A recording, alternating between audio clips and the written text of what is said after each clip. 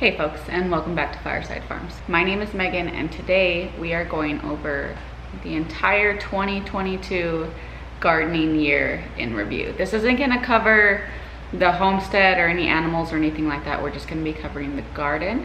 But first, for those of you that are new, I'm going to give a quick overview of my area, my climate, how my garden did this year, and then we'll get into what I'm going to be changing next year so that I can grow way more food. So this is just gonna be a little chat. I'm mostly gonna talk, probably throw in some pictures from the gardening season. Unfortunately, I started my YouTube channel this year and it didn't really kick off till the fall, so I don't have a whole lot of footage of the summer and spring garden, which is actually what I'm gonna be talking mostly about. But I will do my best, and I'm just gonna be seeding some more hydroponics lettuces while I'm talking. I will have to update you guys on the hydroponics tower because it is growing so quickly and I am so excited, and it is the coolest thing I've ever gotten. So I am located in Southwest New Mexico, USA, in the Chihuahuan Desert at about 4,000 feet in elevation. In my area, we get about 8 to 9 inches of rain a year, and more than 50% of that rain falls between July and September. So for most of the year, including our very hot spring, we don't get a whole lot of rain, and maybe like one snow a year. But we have very drastic daytime, nighttime temperatures in like the fall and spring and the winter. These really large differentials between daytime, nighttime temperatures can make it really, really hard to grow cool season crops like peas, anything that isn't gonna do real well in a frost, but also isn't gonna do real well in the heat. I can't grow them. I just can't. I've tried, I'm trying, I'm still trying. So this year, it wasn't a failure per se, but for a lot of the spring and summer months, I wasn't harvesting anything but peppers. The biggest failure I had in my garden this year were my tomatoes. So at the beginning of spring, I transplanted out 16 tomato plants. I think there were like 5 or 6 different varieties that I planted. I planted out 16 tomato plants, and over the course of about a month, I lost 12 of them. And then over the rest of the summer months, I just continued to lose the last few that I had. I never figured out what happened. All of the plants showed the same signs. I couldn't determine if it was caused by a pest or if it was caused by the soil. At this point, I am also not ruling out herbicide contamination because of the nature of the plant death. But I'm not getting my soil tested, and I'm not going to spout off that I have herbicide contamination when I have no idea if I do. All I know is that my tomatoes failed, and I'm going to be doing a couple things differently next spring to remedy that, but I will talk to you about that in a second. Now, my best crop this year were peppers. By far, they succeeded above every other plant I grew in leaps and bounds. Peppers generally do well here. I live very near the Hatch chili capital of the world. So for the last 2 years, I've consistently had great germination and growth with peppers.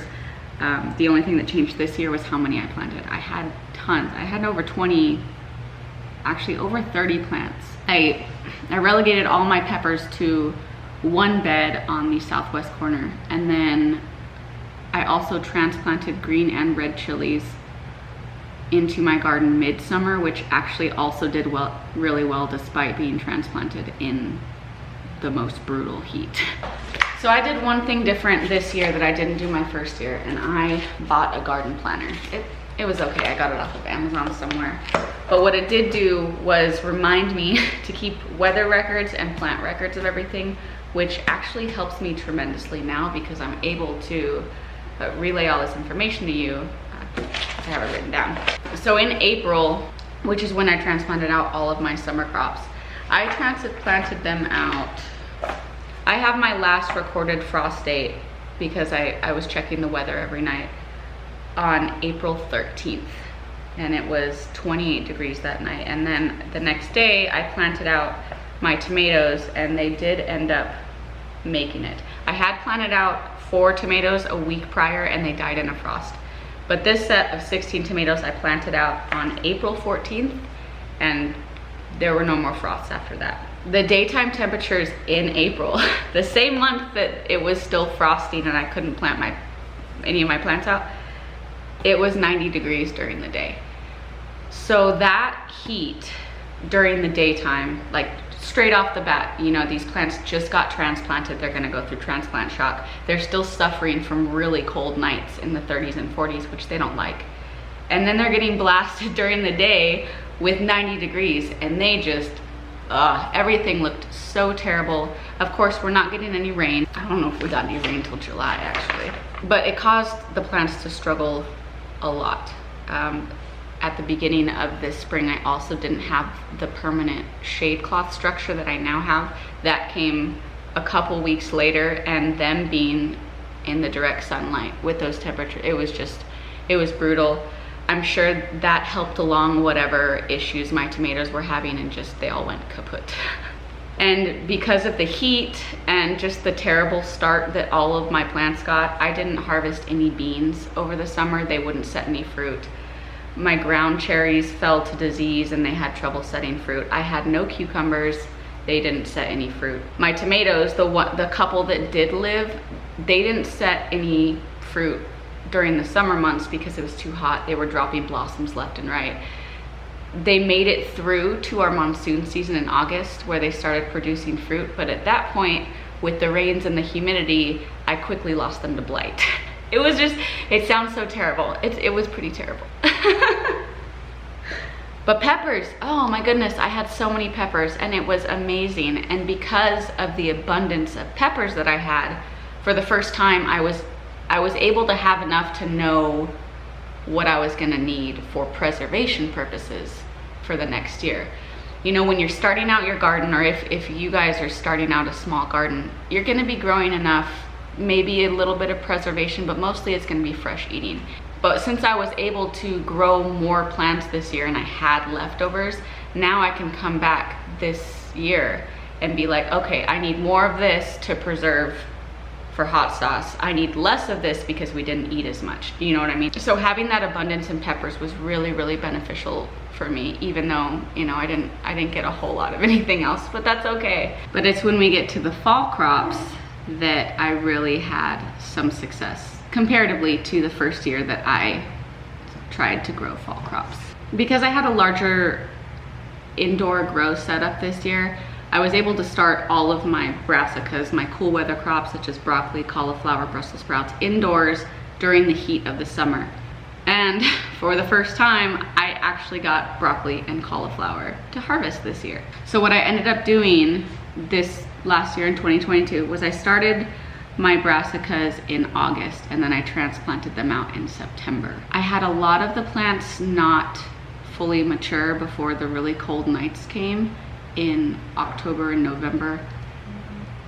So I didn't get the harvest I should have, but it taught me that next year I'm just gonna start them up just a couple weeks earlier and I could get a harvest on everything for my fall garden. So I am very, very excited to try that next year. I'm also going to be purchasing more heat tolerant varieties of my brassicas, because if I'm gonna be starting them earlier in the summer, I'm gonna need the heat tolerance versus the cold tolerance for the winter. So that's what we're gonna be trying next year for our cool crops. Okay, so we've gone over my best and worst crops. I've barely seeded any of this lettuce. I'm talking to you. So what do I have on my list here? What am I not going to grow again? Ooh, this is a difficult one because I love experimenting and I don't like knocking a plant just because it didn't work for me one season. But I think for sure, at least this year, one thing I'm not gonna grow again are cucamelons, which are Mexican sour gherkins. They were beautiful and they covered my trellis in my garden completely. but they didn't produce any cucamelons until I think I ate 3 of them when the monsoon season came in August.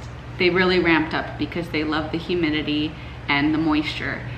And then they started producing a couple little ones, but with the heat that we had, they weren't that, I mean, they were a little sour, not very juicy. And I had this entire trellis just, I hate to say wasted, because it was gorgeous and it brought me so much joy in the garden to go out there and see it and stand under that trellis.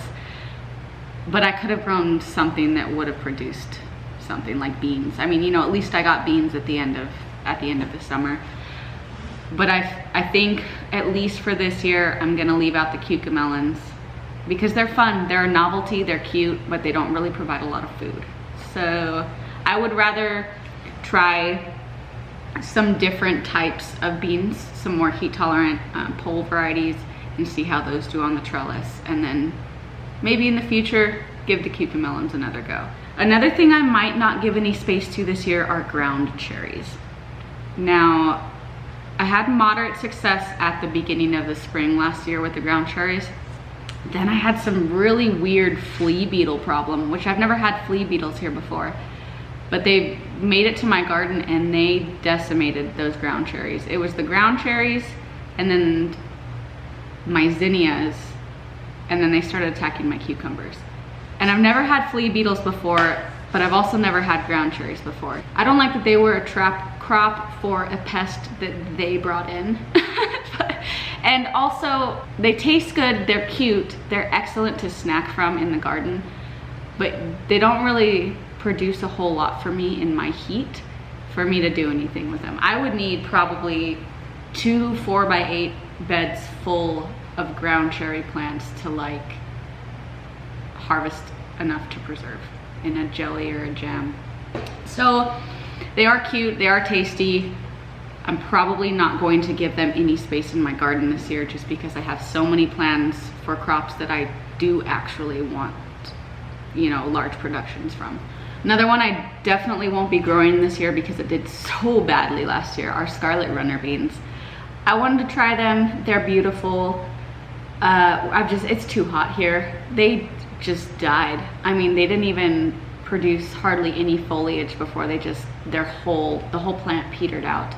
So, I mean, of course I didn't even get any beans, but I maybe only got 1 or 2 blossoms before the vines died as well. So it wasn't even pretty to look at. I'm just not gonna try them. I would rather give them maybe to my mom. She has a lot more shade in her garden, places she could put them. I would rather give them to someone who will use them in their garden and they will produce than me just have them for years until the seeds go bad and they never got used. So I'm just not gonna try scarlet runner beans again. I'm also not going to sow any carrots this year for the spring garden. I'm just over trying to grow carrots. I'm over it. I don't care. Peas are also something I'm not gonna be sowing in my spring garden. I might try them again next fall. But if we go back to the difficulty I have with spring and fall seasons and how there's not really a cool period, it just gets too hot in the spring for peas to like even grow. I mean, if it's 90 already a week after our last frost date, there's no way. There's absolutely no way. So I may try them next fall. They failed this year because the freeze came too early and they hadn't matured yet. But I might try next fall. Not this spring though. I'm not gonna do it this spring. I don't remember if I put these seeds in here yet. So what am I focusing on next year? With all of this information that I have about the weather, how the plants performed this year, what am I gonna do? First and foremost, I'm gonna focus less on my spring crops. I mean, I had such a terrible time with my heat-loving crops in the spring this year, that I don't even want to try cool weather crops in the spring. Honestly, I don't want to waste the time, the soil, because I'm gonna have to start them inside. But if I try and focus on spring crops that I know are going to suffer right when I transplant them out, I'm just gonna be taking up pots. I'm gonna be taking up space on my grow shelf for all of the summer crops that I also need to start. And I'm gonna be taking up space in the garden for something that will most likely not produce me any food. So I'm gonna take it easy on that this year. I'm not gonna do any cauliflower. I'm not gonna do most of the fall crops that I planted in the fall this year. I'm not gonna do them in the spring. I mean, in fact, with this hydroponics tower that I have, most of the things I would be growing, like leeks, green onions, lettuces, I can grow inside. Anyways, well, not the leeks, but I guess I could. Haven't tried it. Basically, less spring crops. I'm just going to focus on starting all of my summer plants and getting them out into the garden as soon as possible when my last freeze is done. I've also learned that I need to plant a second wave of summer crops in July. Hear me out. That is the hottest month of our year, and we have very little rain because it just rains in August. But when I transplanted out, when I started beans this year, I started them in August. And it was a second wave of beans, and they took off slowly, but they did so well because of the weather that we had in August. So with the monsoon season, it's still hot. So now it's just hot and humid. But the great thing about August is that when it started raining fairly consistently, the nights started cooling down. So I have logged in here, we had, 90-degree days, which is a break in the heat, believe me, from July. We had about 90-degree days, but the nights were dropping to the 70s. And instead of having, full blasting sun 7 days a week, we were having intermittent clouds, more cloud cover, cooler breezes. So in August, everything that had been just suffering for the past 2 months took off.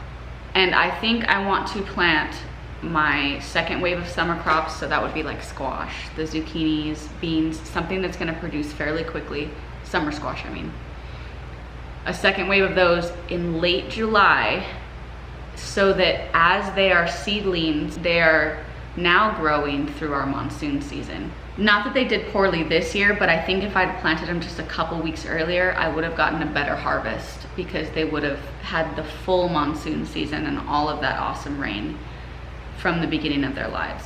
So what I want to do is do my second summer planting a little bit earlier this year, see how that works. It might be too hot, but we're gonna have to experiment.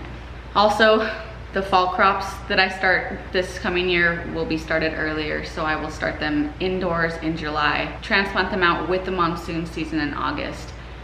And because I'm going to be moving my fall planting earlier in the year, I'm going to be looking for heat tolerant varieties. So a few other changes that we're gonna have going forward into this new year are, I'm going to try and create better microclimates for my entire garden. A huge problem in the garden in the spring and summer is the heat. I had my thermometer out there the entire summer this year, and it was consistently over 100 degrees ambient air temperature underneath the shade cloth. That is so hot. I have, what do I have? 30? I have a 40% shade, that's 40, right? I think it's a 40% shade cloth in my garden in the summers, and it's 100 degrees with that shade cloth. And that's an issue. A lot of plants will not set fruit or even blossoms in heat like that, even heat tolerant plants. That is a major issue that I need to deal with. So what I'm trying to work out in my brain is how to plant crops on the west side of the property, where obviously the hottest part of the day is the sun setting in the afternoon, and try and give some secondary shade and wind blockage to the entire garden, because my winds predominantly come from the west, and then the hottest part of the day occurs in the afternoon when the sun is setting in the west. So I'm thinking just along the west side of the garden, I'm gonna be planting all my peppers because they love it there, okra, and sunflowers. Those are 3 plants that I have had complete success with without shade cloth in the garden. And the okra and the sunflowers get tall, so maybe they can provide some of that shade during the sunset. I'm still going through with it, but I do need to do something to create a better microclimate, because it is just, I mean, if I'm over 100 degrees with the shade cloth on, there's really not much else I could do, you know? I'm screwed. So I'm not gonna put misters in my garden. I'm not gonna waste water like that, and I don't wanna make it humid and hot. At least with the dry heat, there's less disease.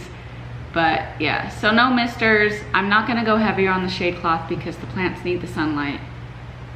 And I think I'm just gonna try and do some west blockage with whatever plants that I plant over there.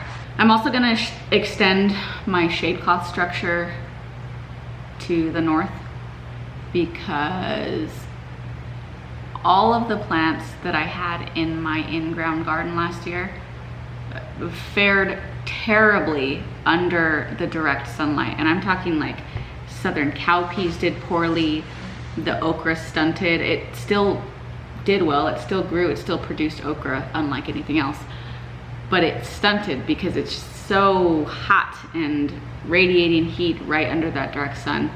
I did hang like some spare shade cloth I had, which helped later on in the season, but I think I just have to bite the bullet and just extend the shade cloth to that north side.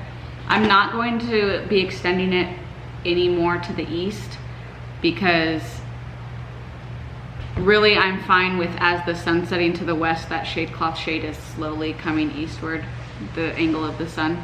And honestly, it's expensive. that was an expensive structure to have someone build. So for this year, I'm just going to extend the shade cloth to the north, and we'll see how that works. A huge thing I'm also gonna be doing is breaking up my planting locations for the same crop. So when all of my tomatoes died last year, all 16 of them were in 2 beds right next to each other in the same row. I don't know if it was a pest that flew in and just got greeted by their favorite plants all in one row, or some sort of soil issue in just those 2 beds. Either way, I'm not gonna do the same thing next year. I'm not going to plant all of one thing in one spot. So I'm gonna have several beds with tomatoes in them, several beds with peppers. I'm sure it'll happen because it's nature, but I don't ever wanna lose all of one crop again. That was devastating to me, especially because you work so hard. I mean, I kept those plants, started from seed, kept them alive in here for 8 weeks, and then transplanted them out, only to have them all die within a month. It was devastating. In case it was a pest or some sort of soil issue, what I'm gonna do is I'm just gonna break up my plants, which is a good practice to follow anyways.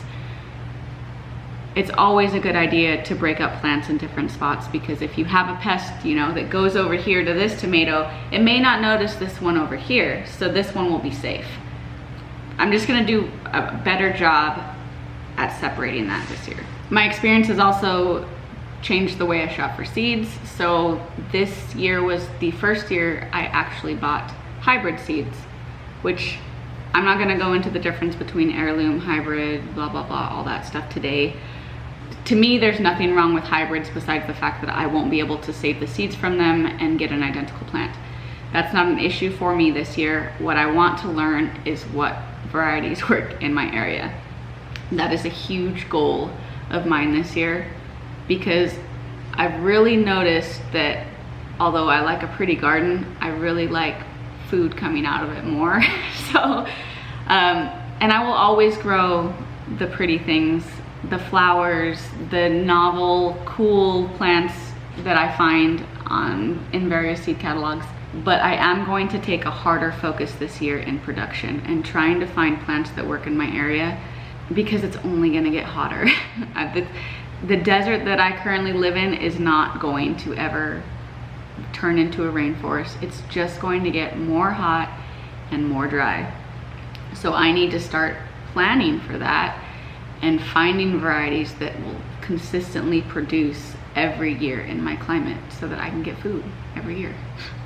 So the biggest takeaway I have from this whole gardening year is the knowledge that I want more production out of my garden. I want the lush green foliage that I had in most of my garden for most of the year to actually be on a plant that's producing fruit. It was beautiful, it was great growing new varieties, and I will continue to do that because I love experimenting. But having only peppers come out of my garden this whole summer, after all of the plants and all of the money and all of the work and the time that I put into the garden, it was frustrating, to say the least.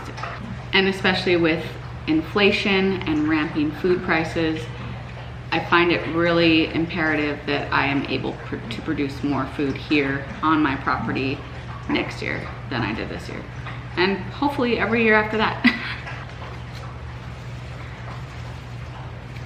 I don't even know where I'm at in this seeding. I can't see the seeds. I don't know what I've seeded where. Well, thank you all for joining me today. I am hopefully going to have a seed haul video for you soon. I know I have an order coming in today from MI Gardener, but I'm also ordering from Johnny's, Territorial, and some others. So seed haul will be coming soon. Lots of videos coming soon. I am super excited for the 2023 homesteading year. I can't wait to expand the garden, expand the homestead, expand the animals. Thank you guys for joining me today. Till the next one.